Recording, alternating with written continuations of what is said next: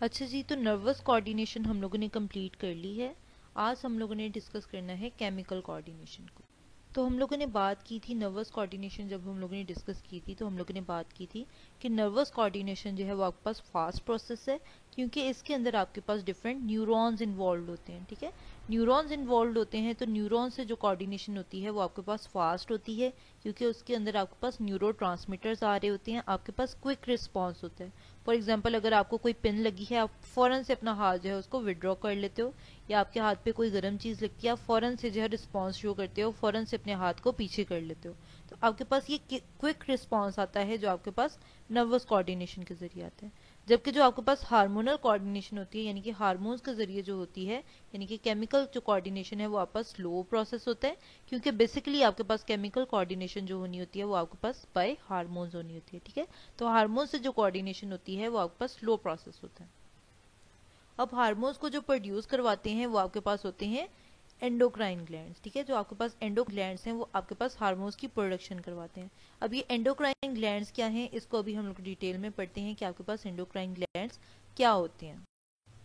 अच्छा जी, endocrine glands को समझने के लिए हम लोग सबसे पहले देखते हैं कि ग्लैंड्स क्या होते हैं। ठीक है, ग्लैंड्स हम लोग कहते हैं ऐसी सैक्स हैं, ऐसी थैलियां हैं जिनके अंदर डिफरेंट केमिकल्स जो हैं वो प्रोड्यूस होते हैं। अब ये केमिकल किसी भी नेचर के हो सकते हैं। ठीक है, अभी हम लोग डिस्कस करेंगे कि आपके पास जो है वो किस किस नेचर के ये केमिकल्स हो सकते हैं। तो हम लोग कह रहे हैं कि ग्लैंड्स क्या हैं, आपके पास ऐसी सैक्स हैं या ऐसी थैलियां हैं जिनके अंदर क्या है, डिफरेंट केमिकल्स जो हैं वो प्रोड्यूस हो रहे हैं।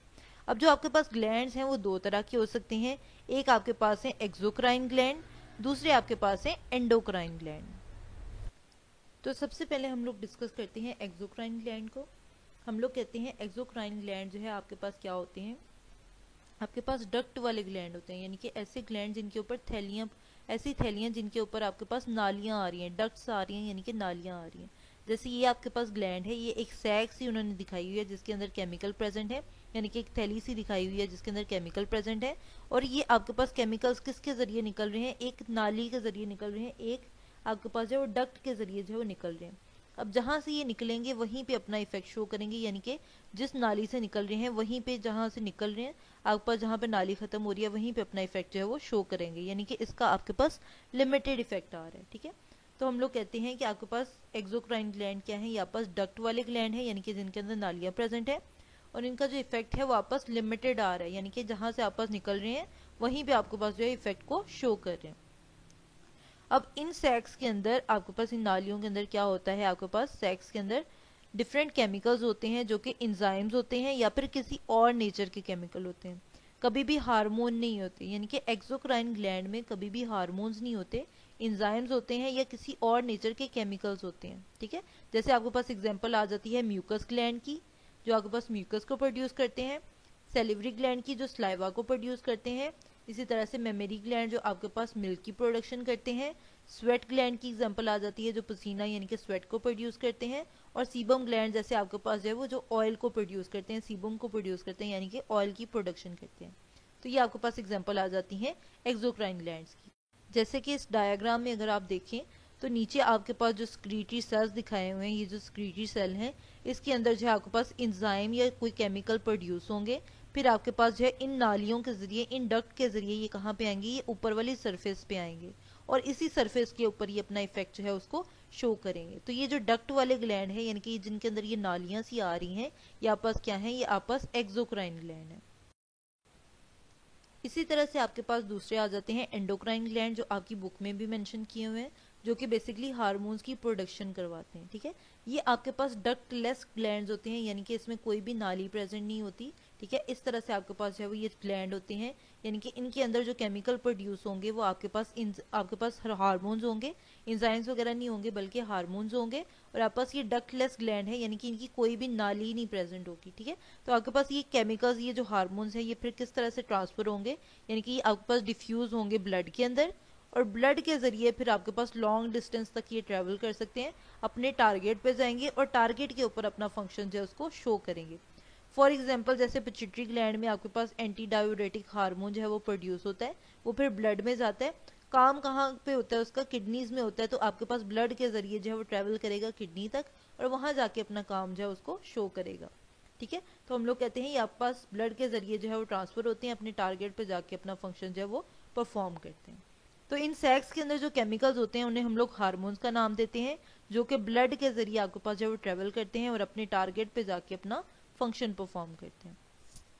बाकी आपकी बुक में मेंशन किया हुआ है कि आपके पास 20 एंडोक्राइन ग्लैंड्स हैं, जो कि आपके पास डिफरेंट पोजीशन में बॉडी के अंदर प्रेजेंट होते हैं, जिनको वन बाय वन थोड़े से जो ग्लैंड्स हैं उनको हम लोग जो है वो डिटेल में डिस्कस करेंगे आपकी बुक के अंदर। तो यही ग्लैंड जो है उन्होंने आपके पास इस डायग्राम में दिखाए हुए हैं। जैसे ये जो फर्स्ट वाली डायग्राम है, इसमें अगर आप देखें एंडोक्राइन ग्लैंड, इसमें कोई भी आपको नाली नजर नहीं आ रही। यहाँ पास डक्टलेस ग्लैंड है, एंडोक्राइन ग्लैंड है जिसमें कोई भी डक्ट प्रेजेंट नहीं है, आपको कोई भी नाली नजर नहीं आ रही।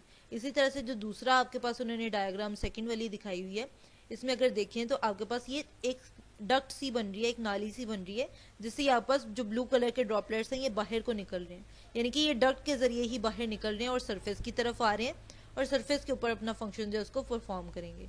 जैसे ये जो थर्ड वाला जो स्वेट ग्लैंड है, ये आपके पास कौन सा है, एक्सोक्राइन ग्लैंड है, यानी कि इसके अंदर नालियां सी इस तरह से इकट्ठी हुई हैं, डक्ट्स इकट्ठी हुई हैं, जो आपके पास क्या होंगी, सरफेस के ऊपर आएंगी और सरफेस के ऊपर अपनी सिक्रीशन करेंगी, वहीं पे अपना जो फंक्शन है उसको शो करेंगी। अच्छा जी, तो हम लोगों ने बात कर ली है कि आपके पास एंडोक्राइन ग्लैंड के अंदर हार्मोन्स होते हैं, डिफरेंट केमिकल्स होते हैं जो ऑर्गेनिक इन नेचर होते हैं, जिन्हें हम लोग हार्मोन्स का नाम देते हैं। अब हार्मोन्स का काम क्या होता है वो हम लोगों ने यहाँ पे डिस्कस करना है। हम लोग कहते हैं हार्मोन्स खुद से किसी भी केमिकल रिएक्शन को, किसी भी रिएक्शन को स्टार्ट नहीं करवाते, कि यानी कि खुद से नया रिएक्शन जो है ये स्टार्ट नहीं करवा रहे, बल्कि क्या करेंगे, जो पहले से कोई रिएक्शन हो रहा है यानी कि प्री एग्जिस्टिंग जो रिएक्शन है उसको रेगुलेट करेंगे। रेगुलेट किस तरह से करेंगे, उसको या तो स्टिमुलेट करवा सकते हैं यानी कि ज़्यादा करवा सकते हैं, या उसको इनहिबिट करवा देंगे, उसको कम करवा देंगे। तो प्री एग्जिस्टिंग जो रिएक्शन है उसको स्टिमुलेट करवा सकते हैं या उसको इनहिबिट करवा सकते हैं, खुद से नया केमिकल रिएक्शन जो है उसको स्टार्ट नहीं करवाएंगे। तो इसका काम क्या होते हैं, इनके फंक्शंस क्या होते हैं हार्मोन्स के। फॉर एग्जांपल लॉन्ग टर्म जो चेंजेस आ रही होती हैं उनके अंदर आपके पास हार्मोन्स इन्वॉल्व हैं। जैसे आपके पास ग्रोथ चेंजेस हैं, यानी कि जो ग्रोथ हो रही होती है वो आपके पास डिफरेंट हार्मोन्स की वजह से हो रही होती है। इसी तरह से बॉडी के अंदर जितने भी मेटाबॉलिक रिएक्शंस हो रहे होते हैं उनको स्टिमुलेट या इनहिबिट करने का काम जो है वो आपस हार्मोन्स कर रहे होते हैं। तो आपके मेटाबॉलिक रेट को ये रेगुलेट करते हैं। इसके अलावा अगर हम लोग सेक्सुअल मेच्योरिटी की बात करें, यानी कि जैसे फीमेल लाइक करेक्टर्स आपके पास डेवलप होते हैं, ब्रेस्ट का बनना, मेमोरी ग्लैंड्स का बनना, या पीरियड्स का ऑनसेट होना, आपके पास फीमेल लाइक करेक्टर का बनना, वो आपके पास जो है वो क्या करवा रहे हैं, हार्मोन्स करवा रहे हैं। इसी तरह मेल्स के अंदर देखें, उनके अंदर बियर्ड का आना, ठीक है, मेलनेस के करेक्टर्स जो है वो डेवलप होना, इंटरस्टिशियल सेल्स की डेवलपमेंट होना, आपके पास जो है वो स्पर्म्स की प्रोडक्शन स्टार्ट होना, ये सारे क्या है आपके पास सेक्सुअल मेच्योरिटी से रिलेटेड है, जो कि क्या करवा रहे हैं आपके पास डिफरेंट हार्मोन्स करवा रहे हैं। अच्छा जी, इसके बाद हम लोग डिस्कस करते हैं हाइपोथैलेमस को। हाइपोथैलेमस की बात हम लोगों ने जो है वो जब हम लोगों ने ब्रेन में पढ़ा था तभी हम लोगों ने बात की थी कि आपके पास हाइपोथैलेमस क्या है, वापस जो केमिकल सिस्टम है उसको लिंक करता है आपके नर्वस सिस्टम के साथ, यानी कि नर्वस सिस्टम, नर्वस कोऑर्डिनेशन और केमिकल कोऑर्डिनेशन के दरमियान में एक लिंक है आपके पास हाइपोथैलेमस। ठीक है, तो आपके नर्वस कोऑर्डिनेशन को केमिकल कोऑर्डिनेशन के साथ लिंक कर रहा है आपका हाइपोथैलेमस। इसमें अगर ये देखें, आपके पास ये बुक में डायग्राम बनी होगी, इसमें आपके पास ये ऑरेंज कलर के न्यूरॉन्स दिखाए होंगे, ये ब्लू कलर के न्यूरॉन्स दिखाए होंगे। ये दोनों जो न्यूरॉन्स हैं आपके पास, ये आपके पास जो है वो कहाँ पे आ रहे हैं, आपके पास हाइपोथैलेमस में आ रहे हैं। इनकी ये जो न्यूरोस्क्रीटरी सेल्स हैं, यानी कि ऐसे सेल्स हैं जो कि क्या करते हैं, स्क्रीशंस करते हैं। तो हम लोग कहते हैं हाइपोथैलेमस के कुछ जो सेल्स होते हैं, इनके जो न्यूरॉन्स होते हैं वो क्या करते हैं, वो स्क्रीशन स्टार्ट कर देते हैं। किस चीज़ की स्क्रीशन करते हैं, यानी कि डिफरेंट हार्मोन्स की स्क्रीशन करते हैं और आपस रिलीजिंग फैक्टर्स की स्क्रीशन करते हैं। फॉर एग्जाम्पल एक क्लस्टर जो आपके पास न्यूरोस्क्रीटरी सेल का है वो क्या करता है, आपके पास हार्मोन्स की स्क्रीशन करवाता है।